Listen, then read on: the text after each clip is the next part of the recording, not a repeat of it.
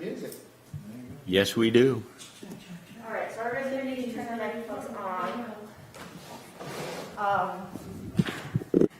And then we need to verify that it's actually working.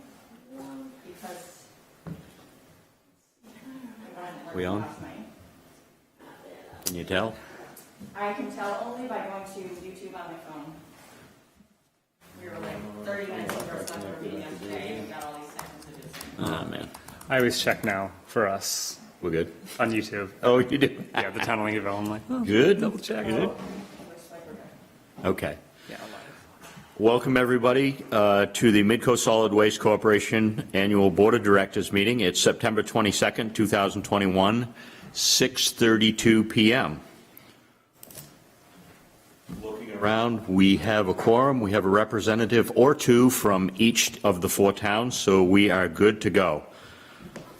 We are in the French conference room in the town of Camden, and this is streamed on YouTube, www.youtube.com/Town of Camden, Maine. First item on the agenda, public and director comments, and if we could please limit public comment to non-agenda items, please. Anyone from the public or directors who would like to make a comment, this is your time. Seeing no one jumping up and down, we'll move on to item number 2 on the agenda, review and approval of the July 28, 2021 meeting minutes. Do I have a motion?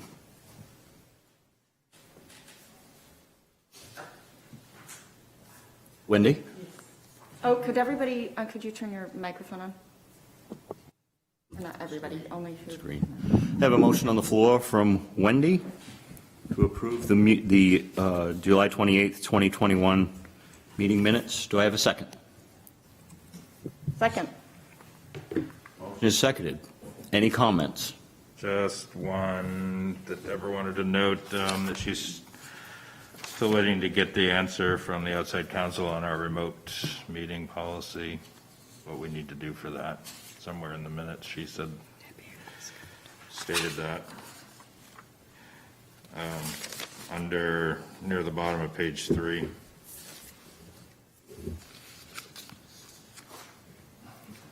It's just a comment where she had said she was going to reach out to outside counsel. We haven't heard back yet, so. Okay, so that's Do that a little bit. We were supposed to have a governance committee meeting today, actually, at 5, but Bob was out of town, so we actually rescheduled that. So the topic of that meeting was going to be the remote policy. We haven't met yet. It's rescheduled. follow up. What's the new date, if you don't mind? Hasn't been set yet. Okay, great. Hasn't been set. Bob got called out of town, that's why he's not here. We've been unable to follow up. Any other comments, questions? Okay, we'll call the vote. All those in favor? Approve the meeting minutes? And I'll abstain. Abstain. There was I'm 4 that approved, 2 that abstained. Next item on the agenda, facilities manager report. Mike? Well, I'll open any questions or comments on it. No? Let's see, we're taking in more than we're spending. We are doing good. I guess the major thing I'll address is, which is on everyone's mind, is the COVID. It's all coming back. And I keep a close eye, check every day on CDC and Governor Mills. I look on the website, figure out what's going on. We still have all the policies and procedures in place. So far, so good. I mean, we'll just keep moving along. That's probably like my main concern coming into the fall and what's going to happen. Facility-wise, we're doing very well. I think we're running smoothly. We've got a couple of projects, a couple of things that I'm working on just to kind of streamline the recycling especially. We're doing some general maintenance. We're painting some things. We're cleaning it up. We're getting ready for the winter. But everything else is running smooth, knock on wood. So. Quick follow-up to that.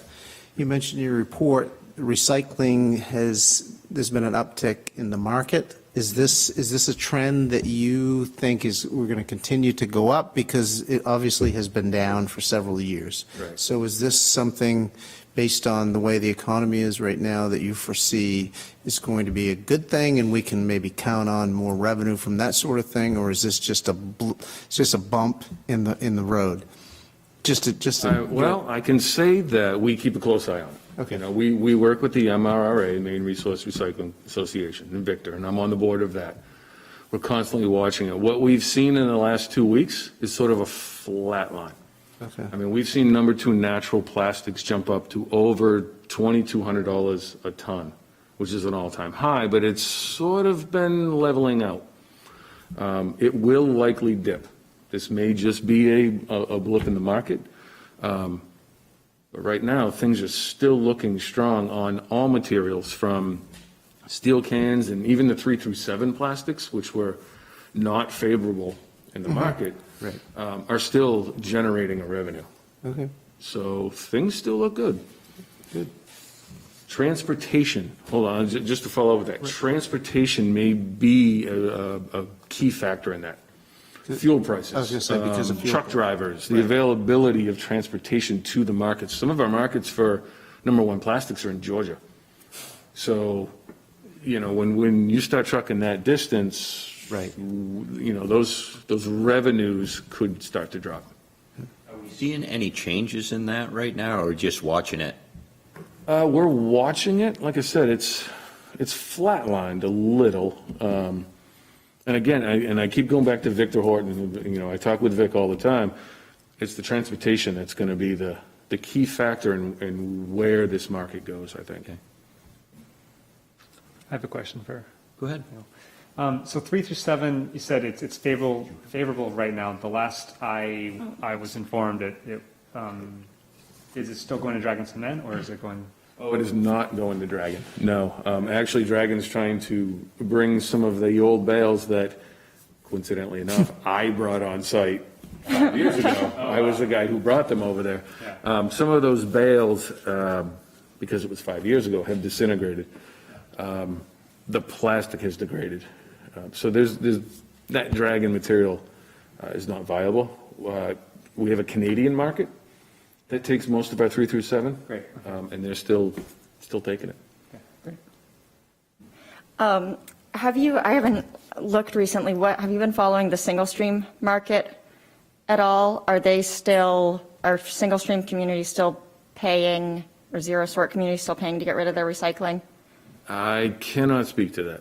I'm sorry, I haven't been following the other communities. I've just been watching Right. watching my own backyard and making sure we can move our materials.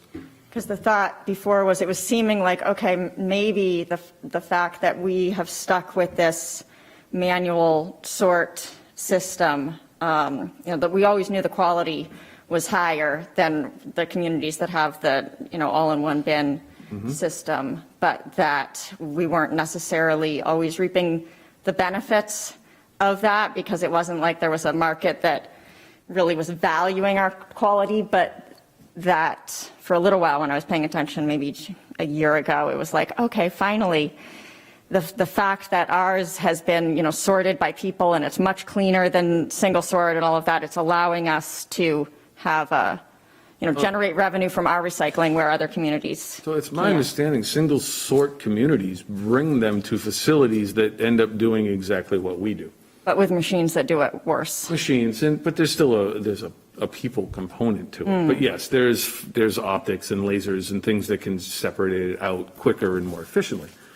But essentially, those facilities that receive that material, they separate them out, they bale them, much like we're doing, and then sell through the same broker, the MRRA, Right. that we're using, to the same markets that we're using. So They just charge for all of that sorting and, they charge for all of that. So right. in my mind, it makes sense to continue doing what we're doing because we get a better product. And That's we can- kind of what we can yeah. control, we have control of where our materials go. I mean, it's really working out right now. It seems like the fact that we delayed going to, jumping on that zero sort bandwagon is really, we're reaping the benefits of that. I mean, obviously, we should probably continue to budget in a really conservative way and not expect major revenues from our recycling program. But, it's nice to see it kind of working Sure, yeah. working I out mean, to it's tell people that it definitely actually working matters right what now. they're doing. Who knows where the market will go? The market could take a dive and we could start taking a hit, but we're doing very well in the current market. It might be smart to at some point start putting away a little bit of money from these boom times to, recycling reserve, just to remind ourselves, okay, we have. I'm all for it. I'm all for it. I got a couple other ideas that are sort of in the works. One would be to make the operation a little more efficient. For example, cardboard. We bale it and then we put it in the storeroom and then a truck shows up and we got to move it into a trailer. We have bay areas, we could just put a trailer. Yeah. We're doing a truck a week. Why are we double handling? And, we could move that straight into it. It would be a more efficient handling of materials. It would also free up some space for additional materials we may want to do, rigid plastics or separate out number fives or some other type of product. Yeah, I've got to believe that would be a simple, that wouldn't be too hard, and who's ever trucking it, okay, at some point, you bring 2 trailers one day, and so the next time, you're dropping one off and picking one up each time. I mean, I can't imagine that is that Exactly. difficult a task. I could Which find would the make a email. lot more sense from a man-hour standpoint to, like you say, it's a double workload, which can I segue into? The numbers look really good, and I could, trailer placed on site, so, a trailer drop for a one-time, $350 drop-off fee for your initial thing, a monthly fee of $250 a month. You're moving 2 trailers a month. Right. The numbers, they're going to cut into your revenues a little bit, but the way the market is working right now, it would make sense to do it. And then you could free up, like I said, you could free up rigids. Rigid plastics aren't doing as good as, say, a number 2 natural, but they're still $200-300 a ton, and we throw away a lot So of much, rigids. yeah. A lot of rigid plastic, your 5-gallon buckets, your old Adirondack chairs, like all of that stuff, we could bail. Right. They used to do that, and they stopped because it was so hard on the baler. That's And they exactly were my like next having to point. cut it up, but it was missed when Right. it went away. And that's my one hesitation, is the age of our baler. She still works good, it's great, it works, but it is wear and tear. You get simple things, if you get in plastics, the casters, the wheels that you get on plastic things, that little piece of metal Right. can cause a nightmare. The axle, if you throw away a kid Corvette, a little kid Right, plastic, right. that axle will cause severe damage to the machine. Right. So it's those little things that we got to be careful of if we start going into a new market for materials.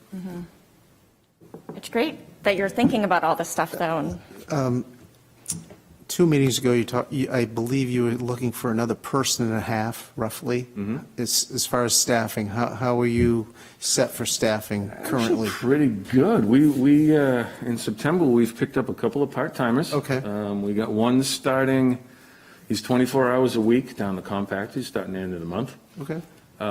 We've got another part-time student. He's a younger guy. He works 3 days a week. We still have, when I started the regeneration program, I hired a high school kid. He's still on Saturdays. Okay. Which helps pick up the compactor area. When he went back to school, I hired another older gentleman, part-time, to run the regeneration shop. So he's still fixing lawnmowers and bikes. And then when that kind of slows down, he's going to move on to the line 2 days a week. Okay. So we've got good coverage of the facility through part-time help, because we don't know what the winter's going to bring. Last winter was my first winter. They said, it's going to slow down. It never did. Right.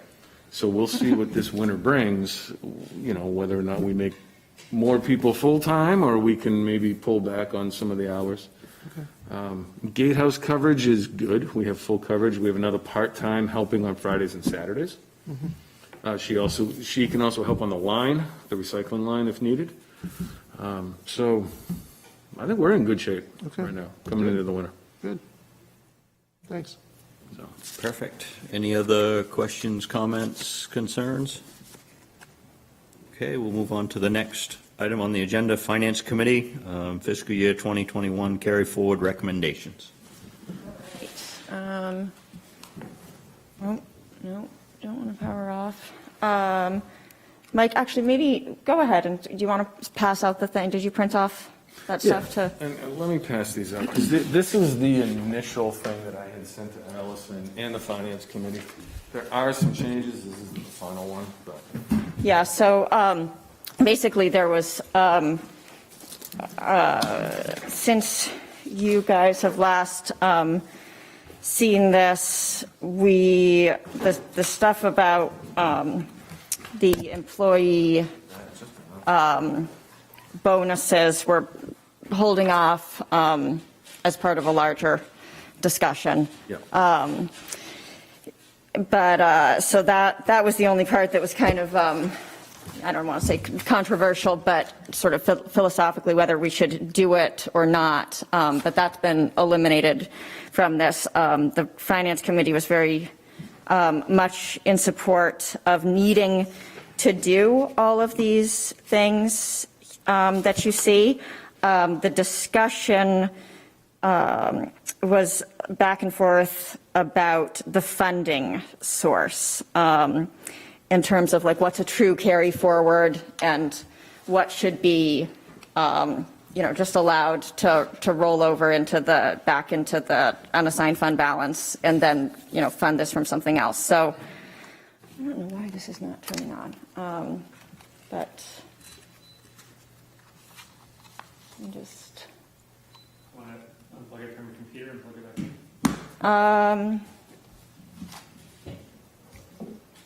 It's turning back on again. It'll be good in a second. So basically, we haven't gotten the last. I sent out some suggestions to the town managers and didn't hear back on them with the final thing, but talked to Bob about it. That basically.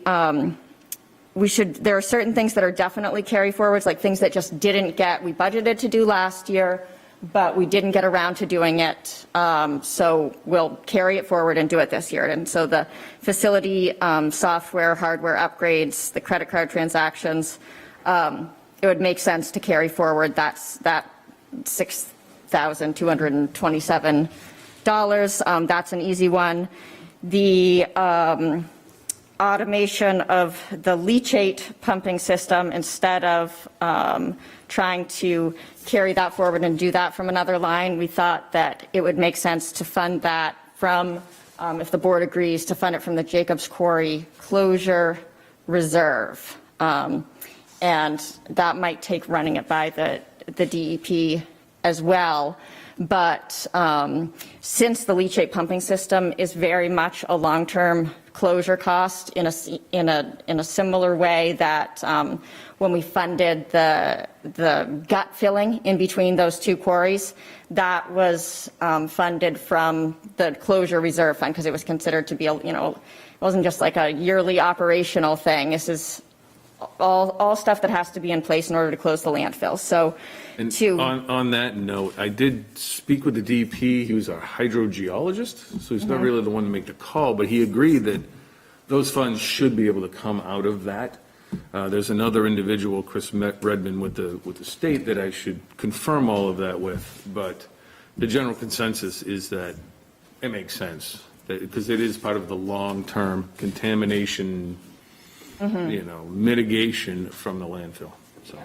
So, any expenditure from that fund should also go through, of course, board approval because, it's important that we all see it as a closure expense and that, our minutes reflect that. So it would be good to vote on that tonight. I think we should be pretty safe that as long as the DEP sees it as a closure expense, then we do too. There is also another account called the Lily Pond Escrow, which has been used historically to fund some of the water quality stuff, some of the initial leachate pumping. And Mike was going to try to get clarity on what exactly we're allowed to use that for. One of the things definitely meant to be used for is in the event that we ever do pollute Lily Pond. There's supposed to be some money available to clean that up, but whether it can be used for the prevention of pollution to Lily Pond is another question. So, but there is plenty of money in the closure fund, so that should be just fine. The compactor repair. So initially that was something that came up a little bit unexpectedly, but shouldn't be a surprise really to anybody. We've sort of been talking about that for years as something we knew would eventually come up. And the thought before had been like, well, eventually we're just going to totally redesign the whole facility. And so let's not fix anything now.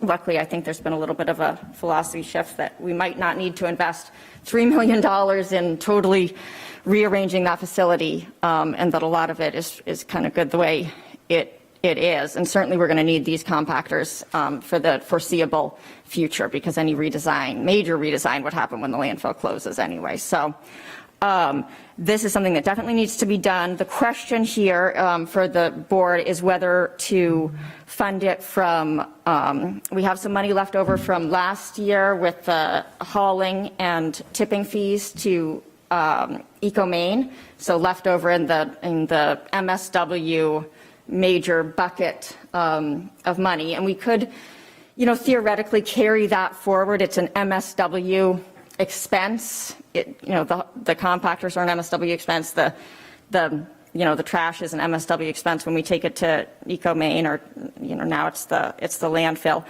But when my concern with that was that when we're going to look at like the actuals from year to year, we like to be able to see how much was really spent on hauling trash and in tipping fees to these different places. And if we start muddying the waters by using that for capital expenses, it's just unnecessarily complicated, and that it might make better sense to let the surplus from the last fiscal year not carry over, but just roll back into the unassigned fund balance, and then use the equipment replacement reserve fund to purchase to do the compactor upgrades. So it's not that much different. We have money left over from last year. It's just the how we want to do the accounting of it. And my conversation with Bob about this, not that he's on the finance committee, but the town managers didn't respond to this last email. But generally, I think that would be accepted practice, that it would be better that carry forwards are really meant to be used when you don't get around to doing, that money could be carried forward to use for tipping and hauling next year, but why use it for a capital expense? So you can mull that one over. And then the same thing with the supplemental roll-off container funding. We could kind of piece a bunch of different lines together in order to pay for the roll-off container, the new roll-off containers. That's a recycling expense, generally, the roll-off containers. And so I think Mike when he was doing this, was kind of trying to be eager to work within the budget and not spend from reserves if that's what we wanted to do. But in my opinion, it would be cleaner to fund that, to just let these lines roll back over and then fund the roll-off containers from the equipment replacement reserve, which is very well funded at this time. I mean, it's exactly what it's meant for. 90,000, I believe. Right. In the reserve. And so, the equipment replacement reserve fund, that's exactly what this is intended for. And if we feel that the equipment replacement reserve fund needs to be replenished, we have a surplus from the year before. And so we could also, vote now, or probably it'd be better at some time in the future after the audit is finished, to say, okay, let's review our unassigned fund balance policy. Maybe let's take, if there's a lot of money there, maybe we can use some of that to replenish the equipment replacement fund. But we're replacing equipment. We need to do it. We have money in reserves in an appropriate reserve fund, so. So that would be the recommendation. So you've said a couple times you're waiting for the other towns to respond, or the town managers or town administrators to respond. So have they had much time to absorb that and get back to you? My sense is that this was just kind of I think it was just agreed on. Yeah, they have, but it's not like I've hounded them. It was more of like a full disclosure thing. Like, okay. There isn't a formal, we did most of this over email because there were some changes in terms of the personnel aspect of it. And that was what I was going to speak to. What kind of muddied the waters back and forth was the personnel stuff. Right. Yeah. It was unanimous that they approved these operational things, and then we all got kind of hung up on the personnel stuff. So what I ended up doing was splitting it out, putting this document forward as an operational piece, and personnel was separated. This was, correct me if I'm wrong, unanimously agreed upon by the town to move forward. For the carry forwards, Not the funding source. where it comes from and which source, and we using a reserve fund, or are we going to use this line, was not, but they all agreed that we should do the operational stuff. And that is something you're looking for a vote on tonight? yes, and I may have overly made it sound like, oh, I'm waiting on them. I can pretty much guarantee you what they're going to, in municipal account, this is the difference between emails, going I can from show a you. company, Mike's background is working for Dragon Cement. This triggered, some of the best practices of municipal accounting. We like to be really careful about, like, this line means this and this line means that. And so we want to be able to look back next year and know this is how much, the actuals for, hauling and tipping of our trash. It's really, it's unnecessarily complicated to try to use those lines for something And I agree. else. And what I did here is because this is my first budget potential to carry forward, and not knowing if we carry forward from a cost center, do you want to see the line items? What do you need to see? I threw everything out here and said, here's the cost center, here's the potential line items, here's the money, or here's the GL for all the reserve funding. We can go with this reserve, or this reserve. Here's all of the information, let's make a decision on it. I So, would do it from doing a lot of nonprofit accounting.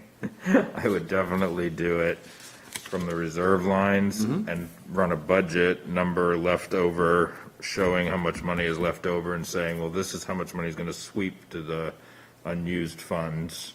sure. And then we can, as a decision, either reallocate those unused funds on the new budget back into reserves or work it out some other way, because muddying it like this would drive me up a wall. I think the auditors are going to be like, if we take that to the auditors, they're going to be like, why did you do Yeah, this? they would definitely frown on this process, because budgeted lines are budgeted lines when it comes to nonprofit information and municipals. You can play a little bit if it's nice, solid numbers maybe, but I wouldn't do 3,400 here and. Sure. I mean, a perfect example is the software upgrades. That money was clearly there for that line. It was much cleaner than taking, the recycling building maintenance, a couple hundred there and this. Right. And I agree, 100%. Yeah, moving money that was already set for something that you just didn't get to spending, and then saying, yeah, we're going to carry that forward into the same line, that's perfectly fine. But moving money from building repairs and maintenance to supplement a new container, no. That's where I got caught up with the cost centers. Do we care accounting-wise? Because if it's just recycling, this is recycling. Yeah. But if we don't, and we want to see where the surplus in that recycling cost center came from, there are the lines that would have come from. So it's more like a policy or philosophy, but then you get into the nonprofit, and you've got the accounting background that. For these numbers, I mean, simply just running the budget at the end of the fiscal year and saying, this is how much money's left in all these lines. That's really what we need, all we really need to see. Right. You know, but I'm not on that finance committee, but. No, that's exactly right. theoretically, It's not that's what really you a need to see. complicated thing. Yeah. It's a simple So, thing. so with that all being said, this just came into our hands, and nobody's really had time to absorb it, other than you and your committee and Michael. Okay, we also have committee members missing here tonight, although we have a quorum. Is it detrimental if it doesn't get voted on tonight, or does it need different language? Or what do we want to do here? Well. What does everybody think? I mean, we need a collective opinion before because my very short conversation with Bob was there wouldn't be anything financial we'd be voting on tonight. Well, Bob told me that, I mean, this is really the only reason we're meeting. We were going to vote on this last time as presented.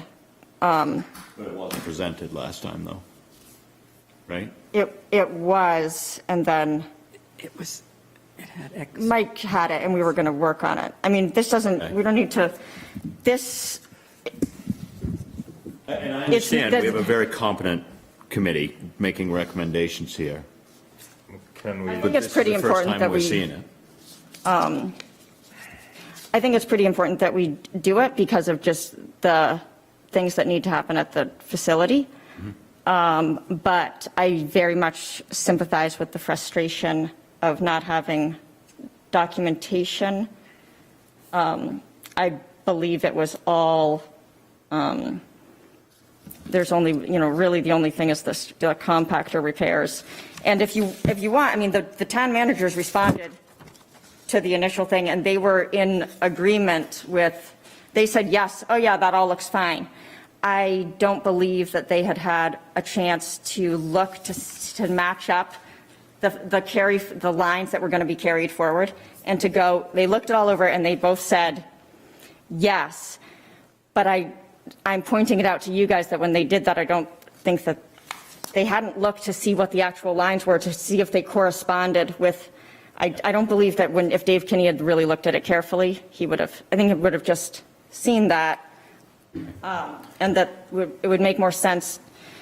But if you want a unanimous recommendation, we could do this. I mean, we can go through. We I'm have an asking email what from everybody Dave. thinks on voting on this. Well, I think if we can just clarify that the supplemental roll-off containers coming from line, whatever it is, capital funds, and just Equipment reserve. put those in the notes, the minutes, stating that we agree that we'll take $21,032 out of that fund to do Okay. that, and then the credit card's an easy roll forward. And the rest of these. And the compactor, we The would. compactor repair, that has to get done, because I know that one's Yeah. messed up. So, and we don't want to, I don't think we want to wait on that roll-off container, because you're saying the prices are jumping all over the place, and your price is already up. Yep. From when you last checked, so, Same with the compactors as well. right, I don't think, because that was one of the concerns at the last meeting, was waiting and having the price continue to climb, and as we go into winter, it's only going to get more expensive probably, because our supply chains are getting tighter. No matter what you look at, our COVID is killing the supply chains everywhere, across the board. So if we don't do this now, the price could be 20% higher in a month, would be my opinion. And I think if you've got the money in a reserve line, then we spend it. It's reserved for a reason. Yeah, you're absolutely. Josh? I think spending from reserves makes the most sense. It's there for a reason, and as you said, with the credit card transactions, if it was originally budgeted for that purpose, then you just didn't get around to it, then let's just spend that. Okay. And that, I don't see any reason not to do it in that. I agree 100%. Wendy, what do you feel? You're voting for two people tonight. Yes, I think that most of us online agreed. Sit on my hands. Finance committee, too. Agreed on those 4 projects. Okay. And as I say, I think there wasn't a lot of concern about having it in those different lines. It wasn't specified. But I don't think they were looking for it to be specified before they approved it. I mean, in the sense, they were all for those projects. And so I think they're expecting it to happen. Okay. I'm writing it down here, just. so- What I'm hearing here is we're all good with taking a vote on that, so I'm looking for a motion on the recommendations from the Finance Committee fiscal year 2021 carry forward. Well, Do you want me to have it written out first? Like this, or? I was going to say. With, and we should probably say with amendments Yeah, to the with document that's been amendments. presented. Yeah. Yeah, the document really isn't, we're drastically changing the document. But it would be for clarification. Right, so what we would be approving is carrying forward $6,227 from the line 111, General Administration Software License and Support for carrying that forward for the credit card transaction upgrade. We would be, and that would be the only thing we would do for carry forward. Carry forward, yeah. And then we would, another motion would be to authorize the expenditure of up to, I don't know if you're comfortable with $21,032 or if that should be 22. So we'll authorize, yeah, that's done. So $21,032 to be spent from the equipment replacement reserve fund for roll-off containers, and for $40,000, up to $40,000 to be authorized for, also from the equipment replacement reserve fund for MSW compactor repair. How do we want to word the leachate system that's coming from? Then we should do that, and I think in a separate, so maybe we should just start, because we're dealing with one fiscal year, so we'll do a motion for the carry forward, which would be the one thing. So maybe we'll just get that done with, since that was easy and we all agree. So I move. So I'm looking for a motion, first motion for the carry forward of the facility software, hardware upgrades, credit card transactions. Yeah, okay. So moved. I move that we carry forward $6,227 from the 111 General Administration line for, I guess that's all we actually need to do, is to carry that forward. I'll We don't even second have it. to. I'll second. Motion has been seconded. Any discussion? I'll just say this is very exciting that It is. we can finally use credit cards. I mean, this It is something probably, especially summer people that don't live here, I would assume there are times when they just assume they can use a credit card and then they Plenty of fumble local and need to people, find too. money or just leave and come back. Yep. So. Well, I can speak to that a little Complaints, bit. yeah. Josh, the credit card is the easy part. It's the software system behind the credit cards that is of concern. I had a consultant look at our facility and said, you have no firewall, like, I'm not an IT guy, but you don't have any protection in place. So there's a lot more software upgrades that need to be done to securely start taking credit cards. I mean, I was being told, I've got some young kids with their phones, hackers can get into the phone and the Wi-Fi and then start wreaking havoc. So the bulk of that project is to upgrade the facility's software and firewall protection in order to take credit cards. Credit cards are the easy part. It's everything else that we need to fix. So, Separate the systems. cybersecurity, like wastewater treatment plants get hacked and, like all these things. So it's the last thing we want. Is there anything else? Okay, all those in favor? All those opposed? Beth, it looks like 100% participation from the towns. Oh, and I got to vote for Bob, too. You did? That- Okay. That feels exciting. Next motion for the roll-off. Yeah, I have her. Okay. Now approving, I can vote for. So I move that we authorize the expenditure of $21,032 from the Equipment Replacement Reserve Fund for roll-off container, recycling roll-off containers. Second. Motion has been seconded. Any discussion? No discussion. All those in favor? All those opposed? Beth, it looks like it's another 100% approval.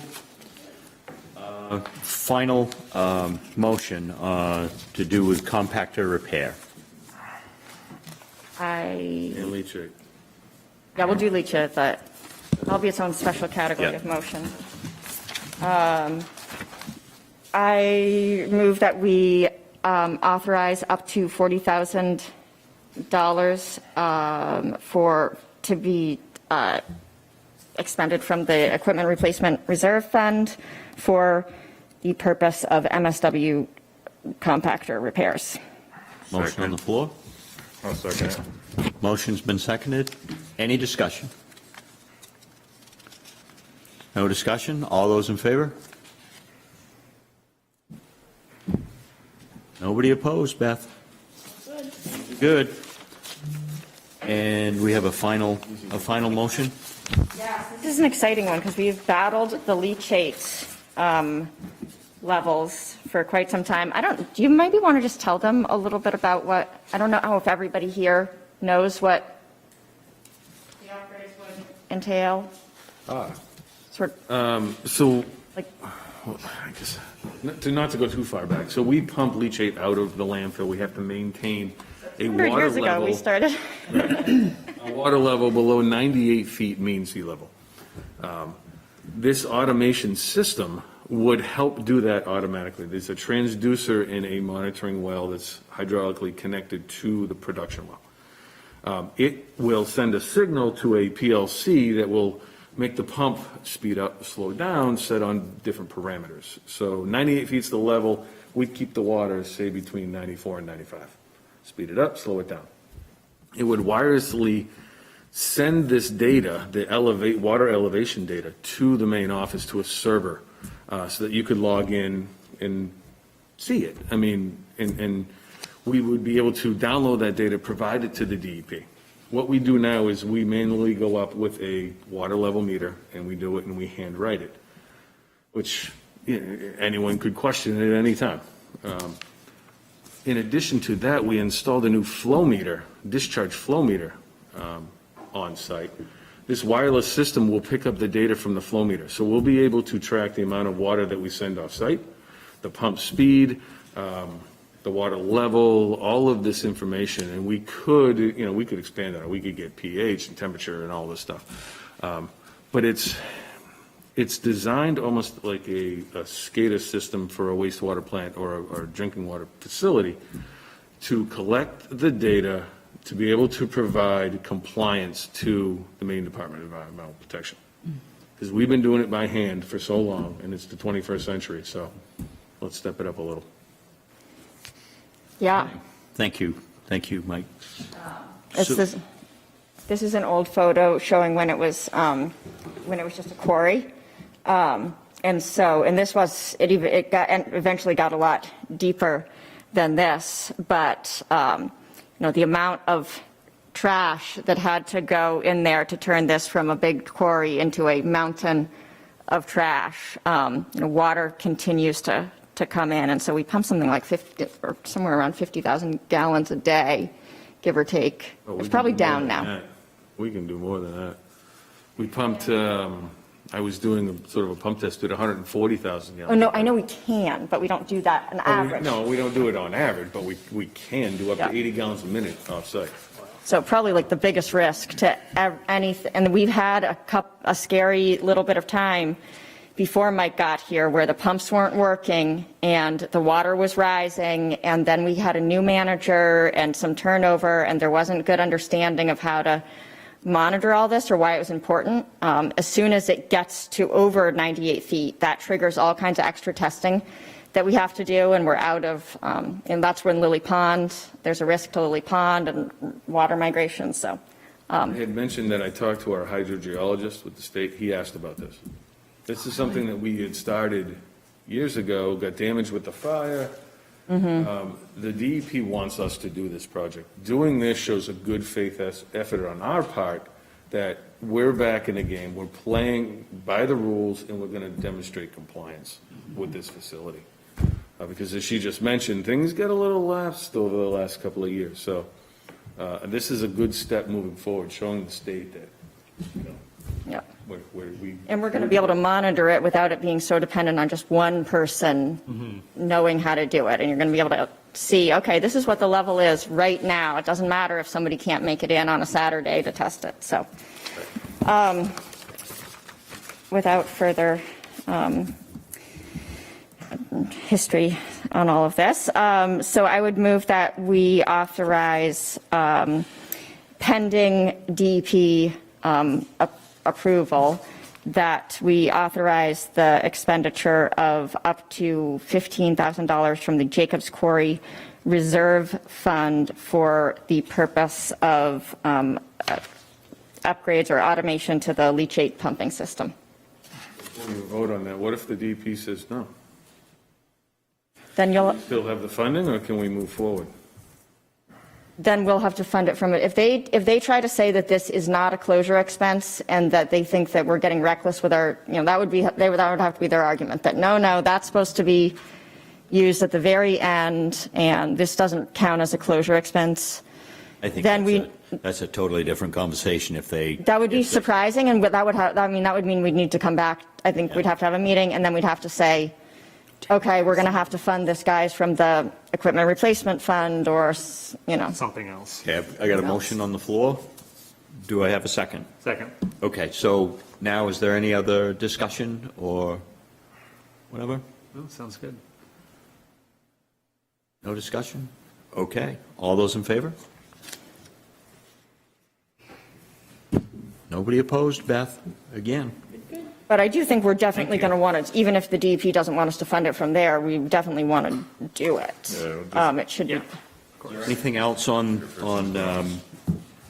recommendations? And one other comment, you do have some money in the landfill. We Sure. budget every year for landfill improvements and closing of certain cells. And so, there is some discretion already in the manager's budget. Some things have to be done with the landfill, and it's happened before that the landfill line has gotten overspent or something. If they said no, we would just fund we it from go to something Plan B. else. It has to be done, It's just whether they approve where the money's coming from. Yeah. So, and I'll just add that all of these are shovel-ready. So it's kind of exciting to start contacting my consultants here and we get this going. Credit cards, for example. It's a good winter project for these guys. We can start getting going on it, so. Get them used to it while it's not too busy. Okay, next item on the agenda, financials. I'm sure everybody's had a chance to look those over. They look decent. Any questions, comments? Mike, Beth? It's good to see that we're actually making a little bit of money there. Yeah. I've seen it very, very different. Very different. But I think a fair amount of that has to do with the way we do business and Yeah. the way we do things. I guess my intention is to keep contractor costs low where we can. If it comes to a safety welding issue, of course, we bring in the proper guys, but when it comes to landscaping, weed whacking, I get my guys on site to do it. When it comes to painting cans, we get the guys on site to do it. Some other things we've done, mattress diversion is bringing in some revenue. Brush, we take in brush. Chip sales are down because we're not chipping anymore. That chipper, which is another one for the finance committee, and what we're going to do with that asset. But it's a safer, better bet to just collect brush on site, and then I've got a guy coming in this week that'll take it all away. And in theory, for nothing, but there may be a small cost, a couple $1,000s for trucking, depending on how much material he brings up. So brush is a good revenue source. So what's this brush diversion and hauling Which line are you at? Expense or revenue?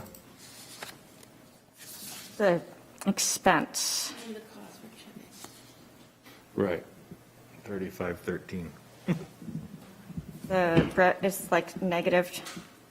Oh, yes. That is to manage the brush pile. So this is, it's the first year we're doing it because we've always chipped in the past.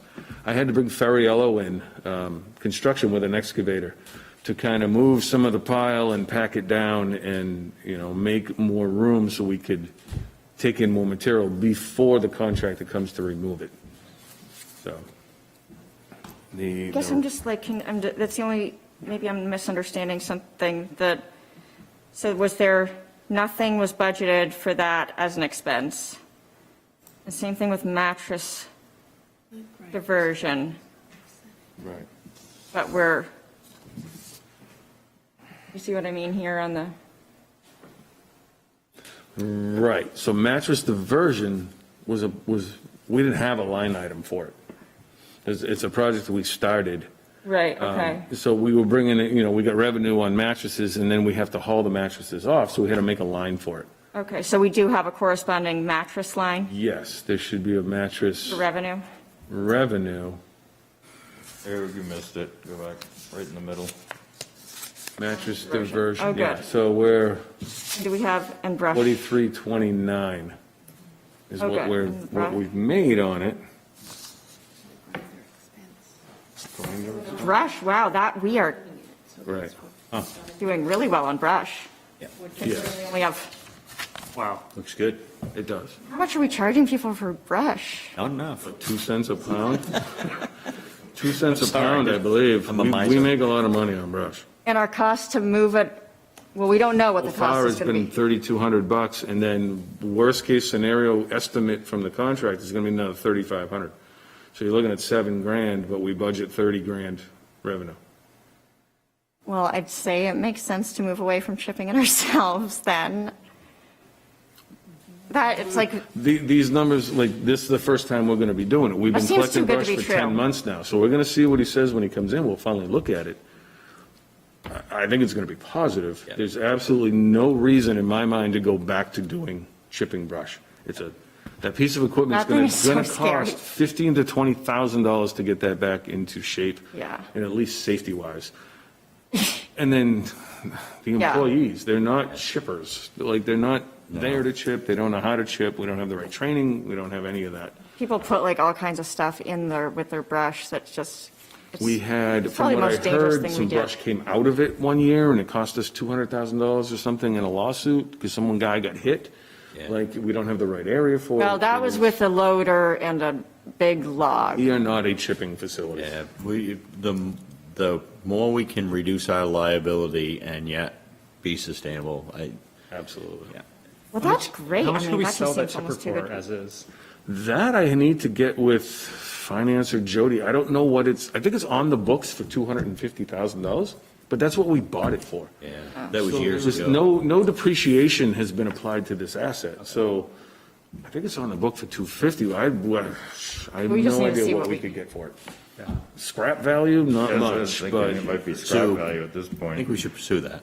Yeah. yeah, I think. Cody and I we're- aren't going to we're- know what we can get for it. You're going to have to just put out an advertisement for it or something, just do some shopping around to see what we could possibly get for it. I have a whole plan. Once we know the final numbers with the brush removal, when we get rid of a pile, we'll look at Yeah. what we could get Yeah. for it, what its value is, and then present that to say, let's sell it. I mean, if you wanted to buy it and put $20,000 in, there's a good business right there. You got to put the money in, and it needs work. Fix it. So- Right, yeah. As is. Put it on Craigslist or whatever, like, Right. so, yes, I believe that asset is going to come off the books. Okay, and we're charging enough for the mattress diversion? I believe we are. I know people don't want to see the fee for mattresses go up, It's but, $5 a mattress? oh, it's way more. No, it's way more. Way Like more. a king set, It's like so $56 for a I king, think like like 28 for a full or something, like, yeah, we I charge think it's plenty. 35, it's 70 for a set of king. Yeah, Swap shop. $70. Forcing people to sleep on the mattresses longer. They need Swap to- mattresses They need at to the swap reevaluate shop. their, Swap shop, that we get thrown away automatically. Yeah. They don't take mattresses, bedding, No, not pillows. legal. No, they don't do any of that.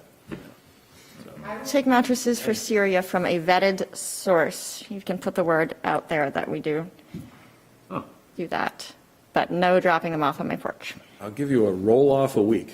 No, I don't. I need to look the person in the eye that is donating the mattress and. I like the mattress diversion. From November to June of last year, we diverted 504 mattresses from the landfill. That's awesome. And where are they going? That's They're good. going to Grimmel Steel. They put them in their grinder, and they take the metal springs out, and then the rest of the material gets, however they vac it off or whatever, but it goes to metal recycling. That's great. Do they penalize us or anything if there's a only foam mattress in the? Nope. They'll just. Nope, well, knock on wood. Don't listen, Tim. No, you haven't, because I don't know if you guys have been to Grimmel Steel. They have a whole separate sort of other material processing. Speaking of Dragon Cement, we had talked to them about burning their plastics and their other materials. So they do separate their stuff as much as they can. Yeah. Because it's solid waste, there's a market for everything. They're selling plastics, they're selling non-ferrous metals, they're selling everything. So the mattress bedding could go to chicken coop or guinea pig bedding or something. Who knows what they're doing with it. So, Insulation or, yeah. Yeah. That's awesome. Is there anything else on the financials? Beth, is there anything on the receivables that you're concerned about? We've been working on that. Yep. We've had a couple accounts that were closed. They've just paid up this week. Okay. And switched around a little bit. And then we do have a couple people we're chasing, but we're on the ball there. And I think pretty much everyone's gotten their notice anyway. Right after my last billing, I sent all the notices out. So we've seen some come in already, and we just remind them. I see accounts over 60 and 90, and I have to ask, that's all. Okay. I count on you, Karen. Okay. Thank you very much. Is there anything else on financials? Yeah. Okay, we'll move on. I have no information on this. Capital and Strategic Planning Committee member appointment. I spoke briefly with Mike, but I feel that we have one that we need to appoint Somebody from Rockport. from Rockport to the Capital and Strategic Planning. Yeah, That would be, Okay? yeah, we're missing a person. We're missing there. one. See, I'm embarrassed to say I don't have my list in front of me, Yeah, so we've got, I'm an unprepared chair.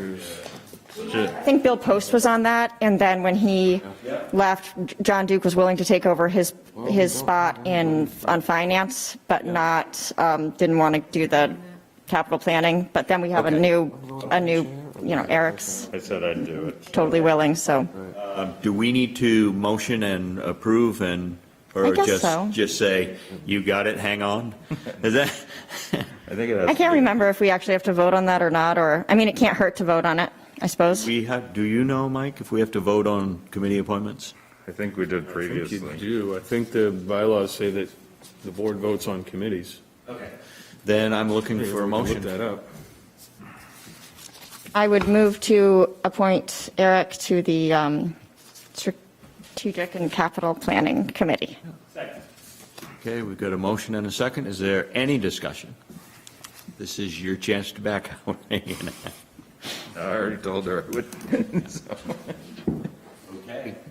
No discussion. All those in favor? Beth, we have a new committee member. Okay, is there anything else that may not be on the agenda that's of concern? Has anybody got any? Question on the committees. Yeah. The personnel doesn't have a chair.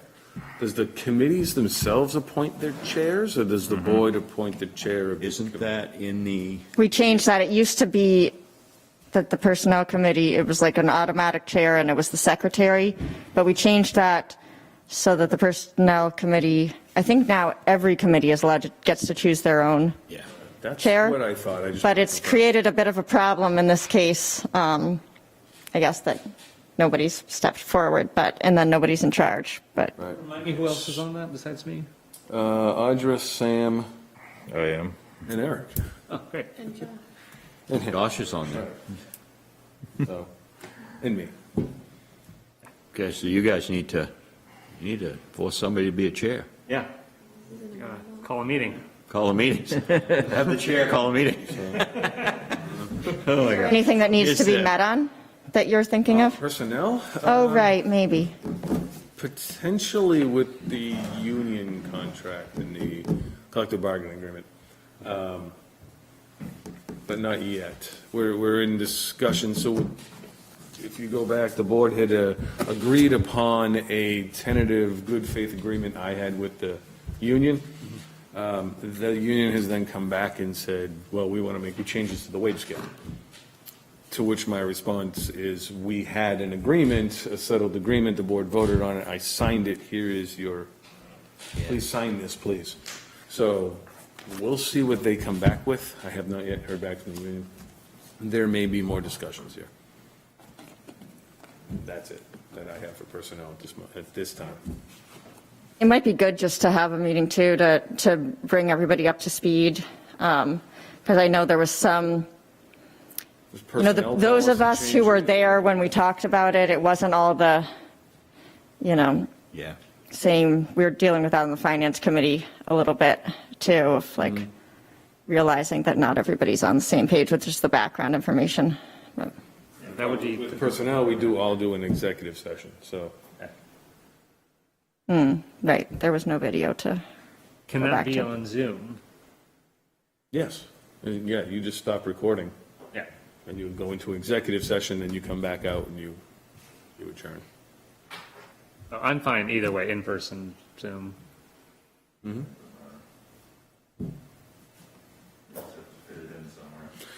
Okay, if there's nothing else, I need a final motion. I move to adjourn. All those in favor? Thank you very much.